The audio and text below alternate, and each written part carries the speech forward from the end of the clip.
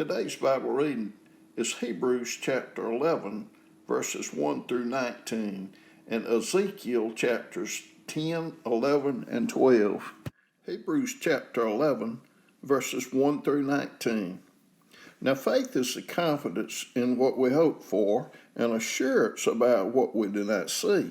This is what the ancients were commended for. By faith, we understand that the universe was formed at God's command, so that what is seen was not made out of what was visible. By faith, Abel brought God a better offering than Cain did. By faith, he was commended as righteous when God spoke well of his offerings. And by faith, Abel still speaks, even though he is dead. By faith, Enoch was taken from this life so that he did not experience death. He could not be found because God had taken him away. But before he was taken, he was commended as one who pleased God, and without faith it is impossible to please God, because anyone who comes to him must believe that he exists and that he rewards those who earnestly seek him. By faith, Noah, when warned about things not yet seen, in holy fear built an ark to save his family. By his faith, he condemned the world and became heir of the righteousness that is in keeping with faith. By faith, Abraham, when called to go to a place he would later receive as his inheritance, obeyed and went even though he did not know where he was going.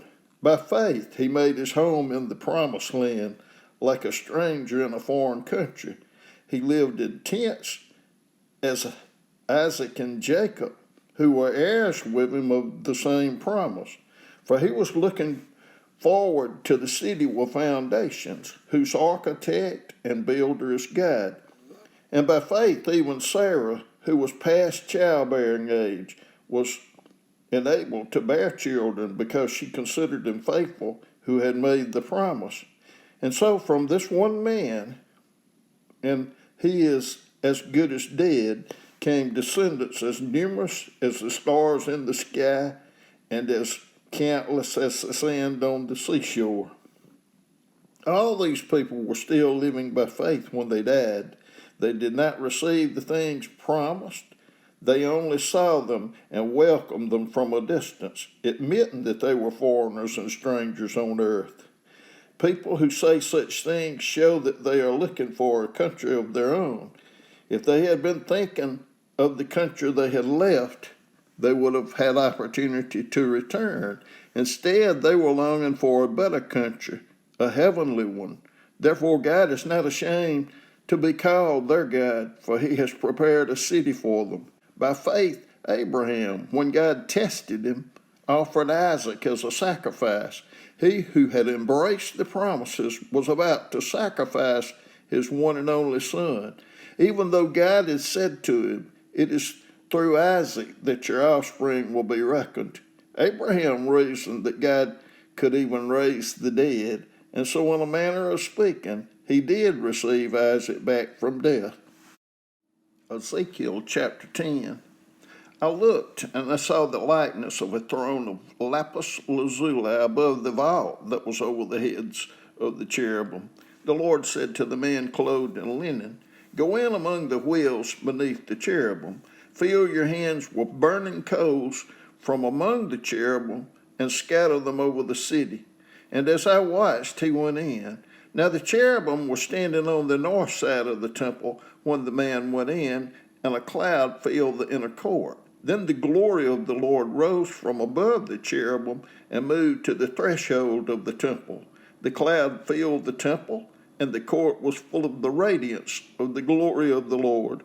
The sound of the wings of the cherubim could be heard as far away as the outer court, like the voice of God Almighty when he speaks. When the Lord commanded the man in linen, "Take fire from among the wheels, from among the cherubim," the man went in and stood beside a wheel.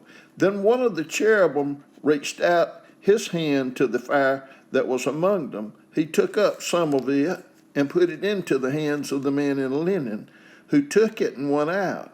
Under the wings of the cherubim could be seen what looked like human hands. I looked, and I saw beside the cherubim 4 wheels, one beside each of the cherubim. The wheels sparkled like topaz.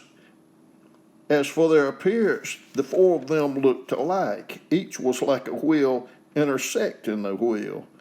As they moved, they would go in any one of the 4 directions the cherubim faced. The wheels did not turn about as the cherubim went. The cherubim went in whatever direction the head faced, without turning as they went. Their entire bodies, including their backs, their hands, and their wings, were completely full of eyes, as were their 4 wheels. I heard the wheels being called the whirling wheels. Each of the cherubim had 4 faces. One face was that of a cherub, the second the face of a human being, the third the face of a lamb, and the fourth the face of an eagle. Then the cherubim rose upward. These were the living creatures I had seen at the Kabar River. When the cherubim moved, the wheels beside them moved, and when the cherubim spread their wings to rise from the ground, the wheels did not leave their side.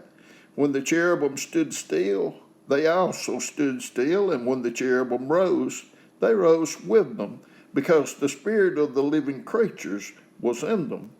Then the glory of the Lord departed from over the threshold of the temple and stopped above the cherubim.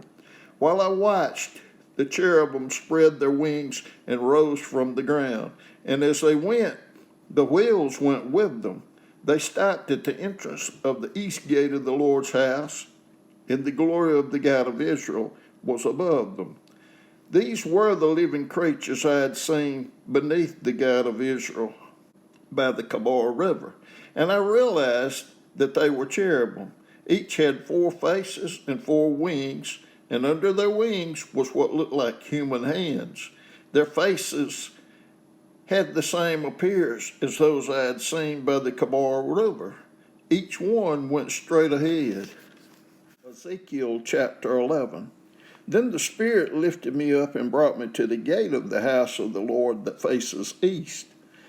There at the entrance of the gate were 25 men, and I saw among them Jaazaniah, son of Azar, and Pelatiah, son of Benaniah, leaders of the people.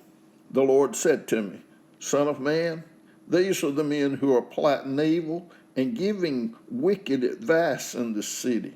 They say, haven't our houses been recently rebuilt? This city is a pot, and we are meat in it. Therefore, prophesy against them. Prophesy, Son of man. Then the Spirit of the Lord came on me, and he told me to say, this is what the Lord says. That is what you're saying, you leaders in Israel. But I know what is going through your mind. You have killed many people in this city and filled its streets with the dead. Therefore, this is what the sovereign Lord says. The bodies you have thrown there are the meat, and this city is the pot. But I will drive you out of it. You fear the sword, and the sword is what I will bring against you, declares the sovereign Lord. I will drive you out of the city and deliver you into the hands of foreigners and inflict punishment on you. You will fall by the sword, and I will execute judgment on you at the borders of Israel. Then you will know that I am the Lord. This city will not be a pot for you, nor will you be the meat in it. I will execute judgment on you at the borders of Israel, and you will know that I am the Lord, for you have not followed my decrees and kept my laws, but have conformed to the standards of the nations around you. Now as I was prophesying, Pelatiah, son of Benaniah, died. Then I fell face down and cried out in a loud voice, Alas, sovereign Lord, will you completely destroy the remnant of Israel? The word of the Lord came to me. Son of man, the people of Jerusalem have said of your fellow exiles and all the other Israelites, they are far away from the Lord. This land was given to us as our possession. Therefore say, this is what the sovereign Lord says. although I sent them far away among the nations and scattered them among the countries. Yet for a little while I have been a sanctuary for them in the countries where they have gone. Therefore say, this is what the sovereign Lord says. I will gather you from the nations and bring you back from the countries where you have been scattered, and I will give you back the land of Israel again. They will return to it and remove all its vile images and detestable idols. I will give them an undivided heart and put a new spirit in them. I will remove from them their heart of stone and give them a heart of flesh. Then they will follow my decrees and be careful to keep my laws. They will be my people, and I will be their God. But as for those whose hearts are devoted to their vile images and detestable idols, I will bring down on their own heads what they have done, declares the sovereign Lord.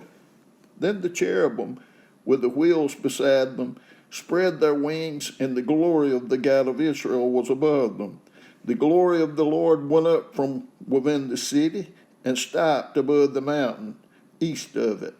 The Spirit lifted me up and brought me to the exiles in Babylonia in the vision given by the Spirit of God.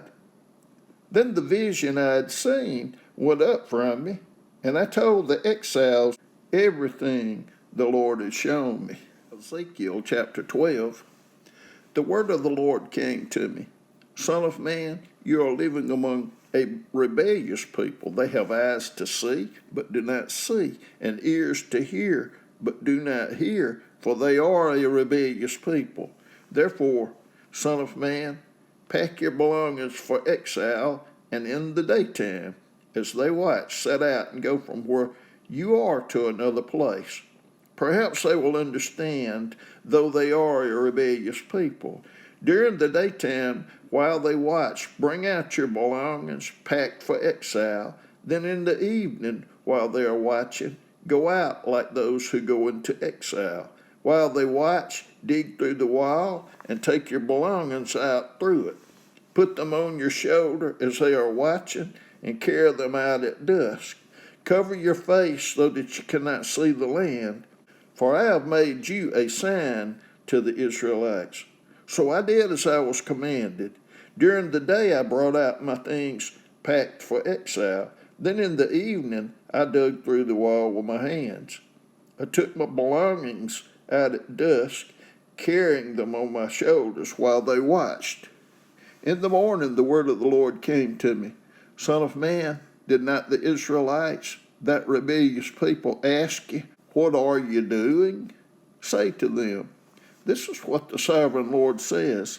This prophecy concerns the prince in Jerusalem and all the Israelites who are there. Say to them, I am a sign to you. As I have done, so it will be done to them. They will go into exile as captives. The prince among them will put his things on his shoulder at dusk and leave, and a hole will be dug in the wall for him to go through. He will cover his face so that he cannot see the land. I will spread my net for him, and he will be caught in my snare. I will bring him to Babylonia, the land of the Chaldeans, but he will not see it, and there he will die. I will scatter to the winds all those around him, his staff, and all his troops, and I will pursue them with drawn sword. They will know that I am the Lord when I disperse them among the nations and scatter them through the countries. But I will spare a few from the sword, famine, and plague, so that in the nations where they go, they may acknowledge all their detestable practices. Then they will know that I am the Lord. The word of the Lord came to me. Son of man, tremble as you eat your food, and shudder in fear as you drink your water. Say to the people of the land, this is what the sovereign Lord says about those living in Jerusalem and in the land of Israel. They will eat their food in anxiety and drink their water in despair, for their land will be stripped of everything in it because of the violence of all who live there. The inhabited towns will be laid waste, and the land will be desolate. Then you will know that I am the Lord. The word of the Lord came to me, Son of man, what is this proverb you have in the land of Israel. The days go by, and every vision comes to nothing. Say to them, this is what the sovereign Lord says. I'm going to put an end to this proverb, and they will no longer quote it in Israel. Say to them, the days are near when every vision will be fulfilled, for there will be no more false visions or flattering divinations among the people of Israel. But I, the Lord, will speak what I will, and it shall be fulfilled without delay. For in your days, you rebellious people, I will fulfill whatever I say, declares the sovereign Lord. The word of the Lord came to me. Son of man, the Israelites are saying, the vision he sees is for many years from now, and he prophesies about the distant future. Therefore say to them, this is what the sovereign Lord says. None of my words will be delayed any longer. Whatever I say will be fulfilled, declares the sovereign Lord.